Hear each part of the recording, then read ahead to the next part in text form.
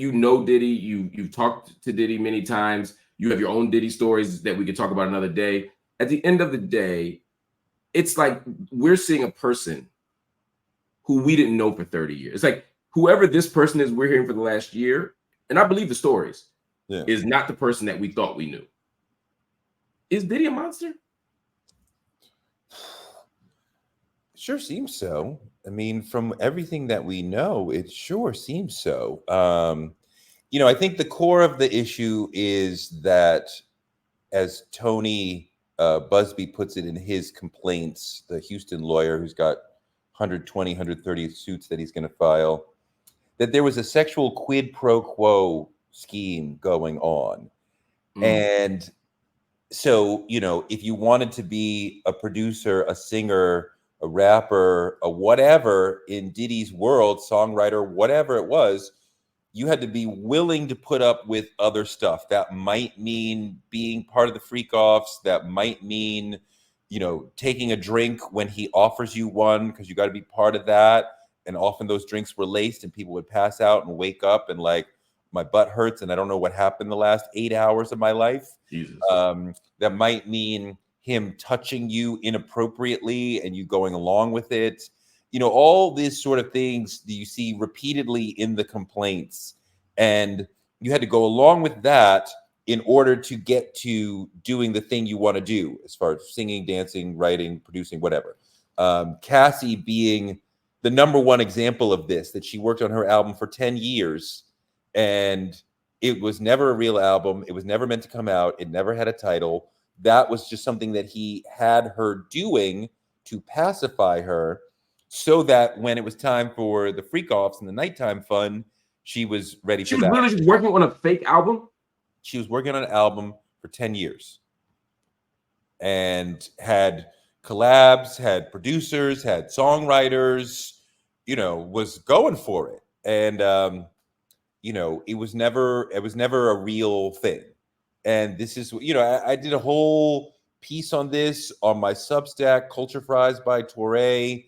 We've done a lot of reporting about Diddy over there. So if you want deeper into the story, then go there to my Substack. But yeah, Lil Rod, a lot of people are saying the same thing, that I had to put up with all this other stuff to get to do the thing that I want to do, that I dreamt of doing. And, people felt trapped. Wow. Everybody, what you're looking at right here is Culture Fries.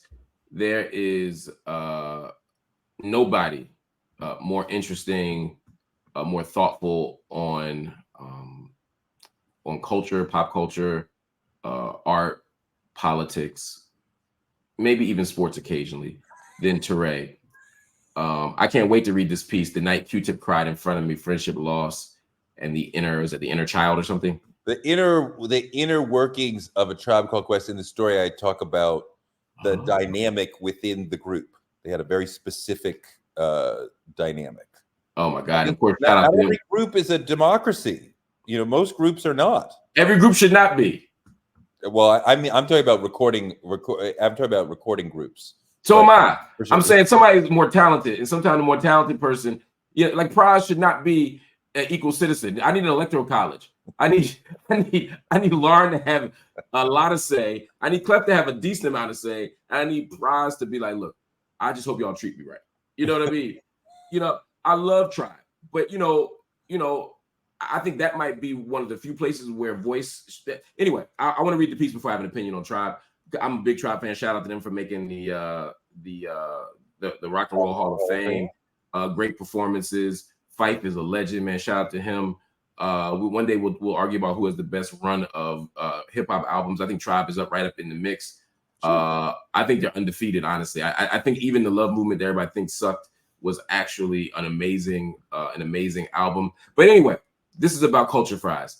Everybody, make sure you check out Culture Fries Substack. Now, we can get part of it for free, but we should also buy this, right? I want people to. Yeah, you can subscribe, and then you get. I mean, like that's where the really good deep stuff. I mean, like we did some really.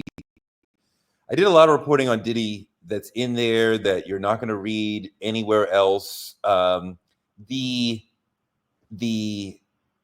the seeds of the sexual deviance that we see now, I think, were planted in the early 90s with some of the other titans of the industry that he was close to, who showed him, this is how you do this when you get to this level.